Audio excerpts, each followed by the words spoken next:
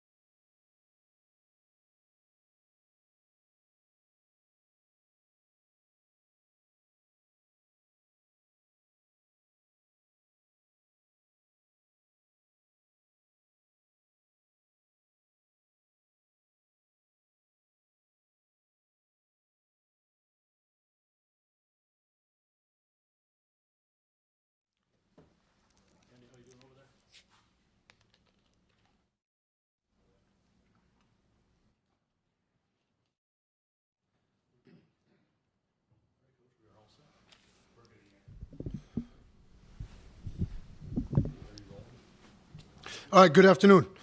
After watching the tape, really impressed with a few things. The execution of the mentality that it was going to take to win was really good. Impressed with the standard of physicality, toughness, the effort. I mean, that was two ball teams. I mean, you really have to look at it, and just the amount of effort and strain that the guys played with was unbelievable.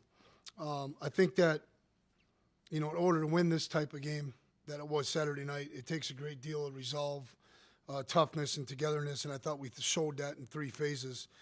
Defensively, all three levels really executed their assignments at a high level. I thought the defense embraced the messaging from Coach Olson and myself of just trusting your teammate, do your job within the scheme, and don't stay blocked. I mean, it just was remarkable, the job that they did.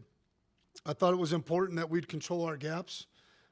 It was pretty evident after watching the film. It's something that just rolls by you when it's live, but we were playing on their edges, meaning we weren't staying blocked. We were getting penetration from the D tackles, linebackers consistently making plays, and then our safety improvement needs to be acknowledged. And Devin Kleiman and Grant Olson, the room's gotten deeper, and we're playing better. I thought the corners for the third, fourth week in a row added value to the defensive, run-stopping ability. They were physical in nature, and I really am pleased with, I've challenged Will on that, and they've showed some real good toughness there. I thought a key stat in the game, their running backs carried the ball 18 times for 58 yards for 3.2 yards per. Now, the respect level I have for that group that they have is really high. That was like one of those hidden deals in there. I thought that was really important to control the play action pass game and to control the main focus of their offense. Offensively, we have to just be a little bit better, extending drives, getting into better flow. I thought we were one or two plays away, and you could argue they were the plays that got replayed. I'm not arguing with the calls on them, but we needed to make a few of those in order to establish, a really good rhythm and flow and create some momentum for ourselves. South Dakota State did an unbelievable job with their run plan as far as movement, interior pressures, and exterior pressures. On the other hand, I just really pleased with our effort, our physicality on offense. There still was a lot of physical stuff up front. Our mental toughness, gave us a shot, and then our grit and belief at the end. Our guys just kept straining for the lead. And it's interesting, we talked about that prior to going out on the field in the locker room.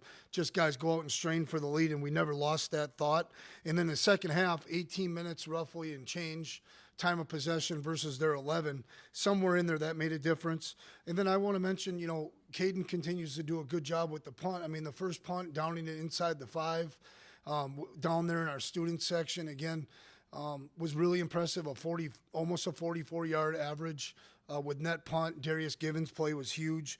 And with that being said, we're extremely happy to come away with the win. But, man, what an earned victory. I mean, it was ugly and murky, and really, really super excited about our guys' resolve and then how we've come together in these last 3 weeks, or what I would call as rivalry row. We've grown together, and there's some toughness and some resilience that's been developed.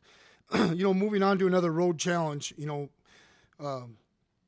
Murray State, Jody Wright is a new guy to the league like myself. I think he has his team moving forward. They have a real positive vibe about him. Jody's that kind of guy. You get that vibe from him. They're a young staff. They're a new football team. I mean, the amount of transfers and new guys that they have on their team, you're basically working off of this year's film, which is fine because we're 8-9 games into this thing. I think that youthfulness from the staff shows up with still a positive mentality and a want-to show up. He's trying to generate excitement with his program. They have 3 guys in their program that have great knowledge of us, starting with Zeb, who's cultivated relationships with the former staff here at NDSU. And actually, I've built a relationship with him over the last 2 years. He's reached out when I was at Wyoming. And, so he has some knowledge of our inner workings, maybe a little bit more knowledge than the normal quarterback on our defense. Jaden Johannesson, the guy that plays for him, has played here for a semester. I'm not sure how that'll impact things. He's primarily on the scout team, but he's an accomplished player. And then their co-offensive coordinator, right, coached in the national championship in 2015 when he was at Jacksonville State. So, that 2 or 3 week prep, he's going to have some familiarity with things defensively. Quarterback's been a productive guy, 9,000 career passing yards, 104 touchdowns. I think offensively, they do a good job. 19 trips into the gold zone, 15 resulting in touchdowns. Defensively, the bottom line is that they're sound in their systems. Schematically, they're on point. They have enough there to keep your attention with multiplicity. Just the big play and the explosive play has snuck up on them. And so we're going to do everything we can to value this week of practice, get on a plane again with that road warrior mentality, and try to go 1-0. I'll open it for questions. Vincent and Peyton and Young are all off the 2 deep. Did you get answers there? Yeah. Young's out for the year, torn pec. And again, that one's a little bit interesting. I've known his father a long time. Not that negates anybody else that's out for the season that's a senior. But that one kind of hit home a little bit. Had really good text messaging with his father. Good text messaging with Sam after the game. He's been a warrior. You talk about what this program is all about moving forward. And when we do talk recruiting, we just simply promise people that opportunity to reach their full potential. And Sam has done that. And it's unfortunate. He was communicating at a high level with the rest of our defense. That might be the part that we missed the most. And then I think he had his best stretch of 4 and 5 games. I could be wrong. I wasn't here with him for his whole career, but, man, he's been playing at a high level. Benson will get back at some point, but it won't be this week. A little bit of a shoulder issue. We got to see where that thing goes. And then, Cole Payton and Randy, Cole Payton and Jake, Dr. Pyatt, Trish, we all had really long discussions. He's got an unfortunate tear in his labrum, the location of it. We're just not going to be able to brace that thing and keep it in place. And so Cole, with the future in mind and his future in mind, our future in mind, we're going to shut him down and he's going to get surgery. He's made the right family decision there. And so he'll be done for the year. As these injuries have come over the last few weeks, how do you kind of manage, trying to keep your guys as healthy as you can, but also still needing to win every Valley game? How does that kind of change your approach in any way in these games? Well, we're going to find out this week. I think we'll find out tonight about, I would call it a little gift. I mean, on Monday nights we work out for 12 periods. It's an hour, and we get out there and run, get loose. I mean, we pulled that off them this week. We had extended meetings. So we'll find out a lot tonight. And the seniors know, okay, with something like that means our response better be good on Tuesdays. There's a fine line. You got to keep moving the football team forward. We have a group of guys that practice and preparation is important, all right, but they don't need 9,000 reps. Now we're interjecting some guys that sure could use every rep that we can get, and so we're going to have to balance that and be really smart. And we don't want to attack this thing with an axe. We want to attack it with a scalpel, and we'll have to be really sharp. Chase kind of preparing Nathan Hayes with Cole out, and who kind of slides into the number 3 quarterback spot. Yeah, well, we're a little bit fortunate. Kilzer could give us a little bit of a blow down with the scout team.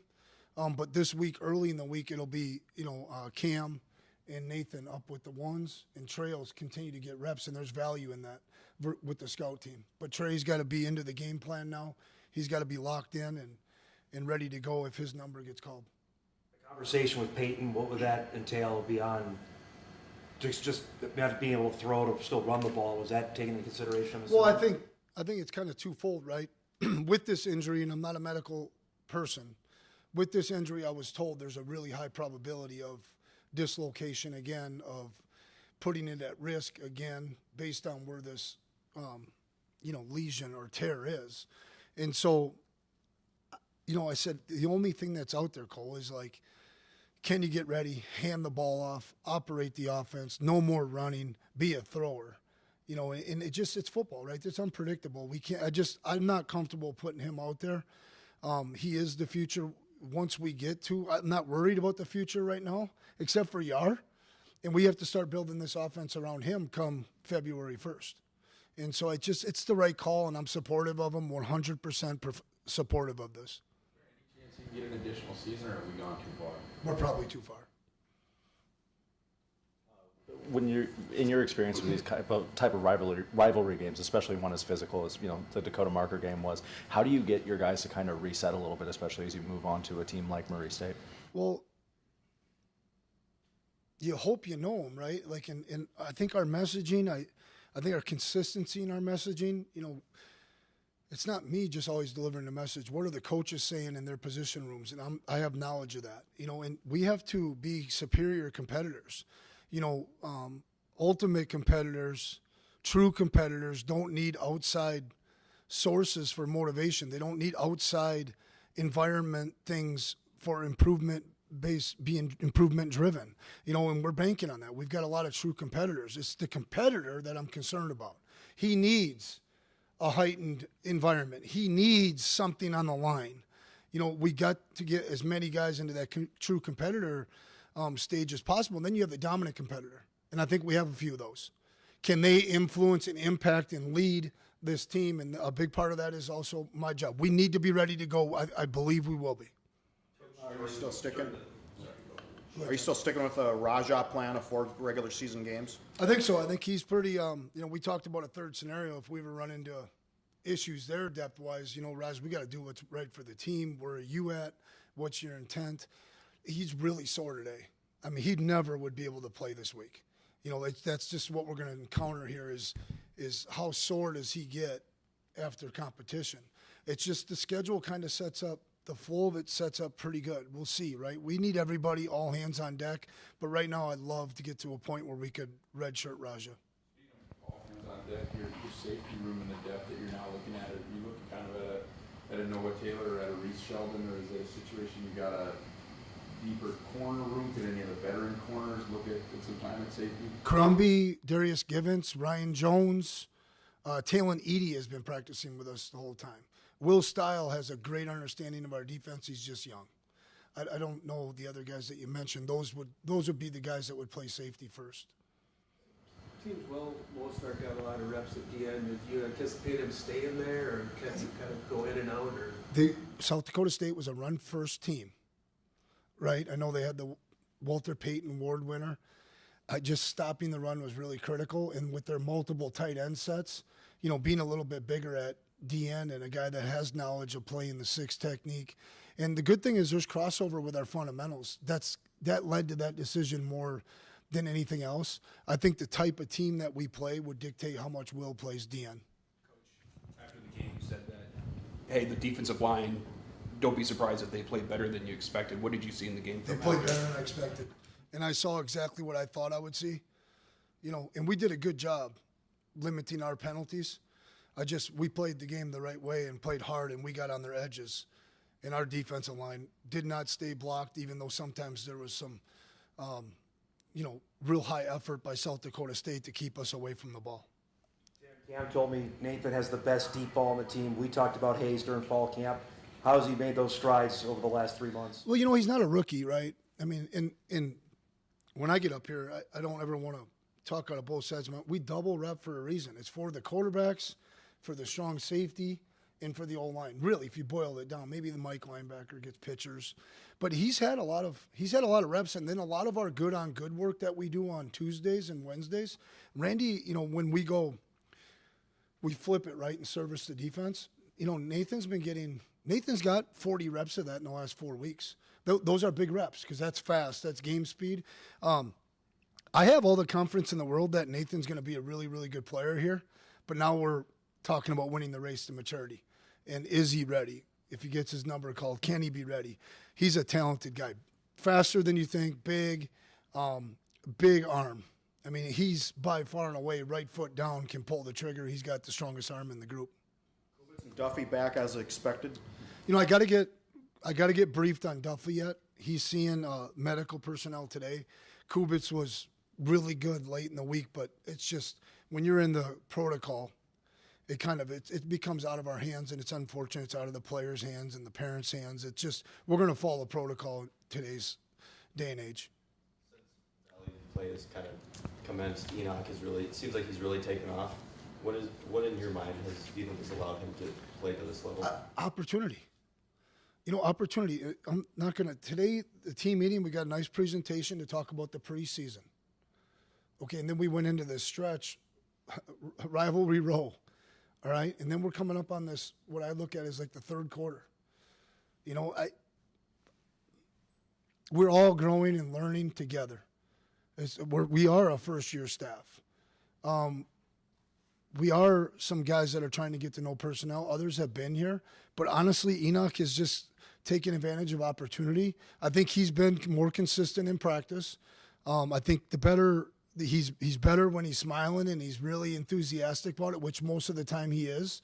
It's just as simple as that, honestly. He's really just taking advantage of opportunities and trusting it and playing really fast. And I think the defense has done a really good job of making simple appear really tough. And that was on point Saturday. I mean, I thought we did a couple things where Mark had to pull the ball down, go away from his first read and those kind of things. And so Enoch fits well in with what we're doing right now.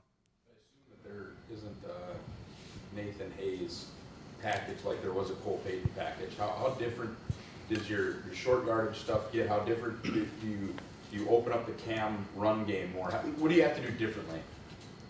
We got to take a hard look at it, okay? Because I don't think we've had the quarterback run package for 3 weeks. I mean, Cam was healthy Saturday night. The flow of the game again, it all matters. And then on one hand, with Cole, I wish he did have 10 or 12 more reps. Moving this thing forward, it really is about the offensive line producing opportunities for all ball carriers. But we got to get through this stretch, and we got to be really, really surgical with our offensive plans now. Going to a spot nobody's been to before. What challenges is that line weight? Not knowing the stadium, locker room, all that stuff. Well, I think, we haven't been a team outside of Colorado. We went to the stadium. We haven't been a team that goes and sees the stadium or the locker rooms. And so I think we'll just kind of preach, the Hoosier, the movie The Hoosiers, right? It's still a football field. It's still 120 yards and this, that, and the other thing, and go play a football game. Luke Wertz obviously stepping into Kubitz and played a lot on Saturday. What do you make of his play? I think the last 2 or 3 questions have been really good. The team. The unit together, everyone just doing their job has condensed the amount of space the running backs have been in. But I think those linebackers kind of have made their minds up that, hey, it ain't going to be me. I'm going to square this guy up. I'm going to get him to the ground. And that's what I mentioned with consistent productivity, consistent playmaking out of the linebacker room. I mean, we still, you put Kubitz, Enoch, Wirtz, Kopp, they've all played a bunch of football, and we still got some guys that can go do it. How impressed are you with the depth that you guys have been able to cultivate at this point in the year? Well, all those defensive guys. Recruiting in the past, obviously, at linebacker has been done at a high level. And then the continued development of guys like Alta Peter, the development of Enoch here. I mean, Enoch missed the whole year last year. That's why maybe I get a little bit on edge with the questions about Enoch. To me, he's doing what he is capable of doing. He's just lacked opportunities in the past. It's really good. My hat goes off to the recruiting in the past years and Grant's ability to get those guys all ready to go. How's Cam feeling after a big game like that, and how's the ankle doing? Cam looked really good walking past me last night, and I'm sure he was a little bit surprised by what I had to say to him. Hey, we haven't done anything yet. We're moving on. He kind of fist pounded me. I think that Cam will be 100% or really close to it. You mentioned second down, kind of after that South Dakota State game. When you went back and looked at it, your first down efficiency and then getting better answers on second down, what did you find? They were just better than us, honestly. I mean, and I don't mean like overall, like they executed better on second and medium, second and short, forcing us into some third and shorts. That phase of the game wasn't good enough in order for us to get out and maybe extend a lead or to get a lead earlier. It's just that's kind of where we failed. Now, on first and second down, overall, we were right at 50%. It's about like how I thought. And then third downs, we were below our mark of 45. We were at 42%. And so, that we have to improve. We got to solve problems. The players got to solve problems when it comes to movement and their responses. Okay, something's going, something's coming. I need to make a response and get the line of scrimmage moving forward. All that needs to be better, starting with me. The schedule is what it is, but is this the longest you ever had without a bye week? Well, somebody mentioned maybe we played 11 in a row going into playoffs because we had one earlier or something. But yes, from the standpoint of when fall camp starts to the first chance at a bye week, and then all the FBS teams this year, are getting 2 byes because of, what's that year called, leap year or whatever. Yeah, it's long. It feels long. I don't think anybody on the staff is tired.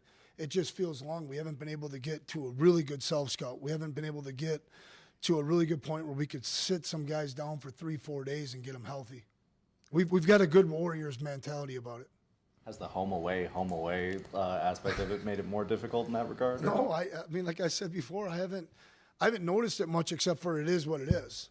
And I guess it's kind of nice. I don't have a feeling on that. Maybe with more experience in this position, I would have a better answer or say something different 2 or 3 years from now.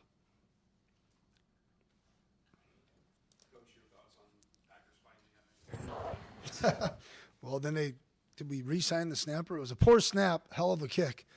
That's what we need. It's been a while. Good question. Thank you, guys. Have a good afternoon.